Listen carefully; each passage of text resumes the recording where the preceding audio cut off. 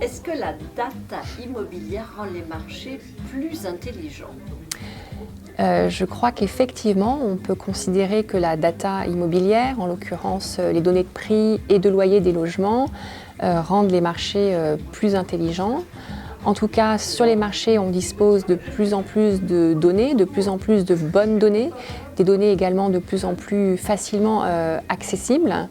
Et tout ça, indéniablement, concourt à une certaine intelligence des marchés, en tout cas peut-être une certaine transparence des marchés.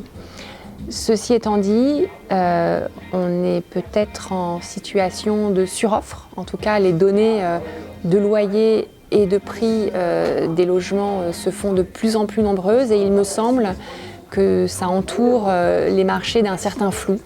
Et que c'est pas évident et que c'est de moins en moins évident de se faire une idée juste ou en tout cas précise des dynamiques et des niveaux de prix et de loyer en France aujourd'hui. Est-ce qu'on pourrait dire que trop de data tue la data? On pourrait presque effectivement aller jusqu'à dire que trop de data tue la data. En tout cas, indéniablement, on se retrouve aujourd'hui, que l'on soit professionnel de l'immobilier ou particulier, on se retrouve au milieu d'une bataille de chiffres qui s'avère totalement indéchiffrable.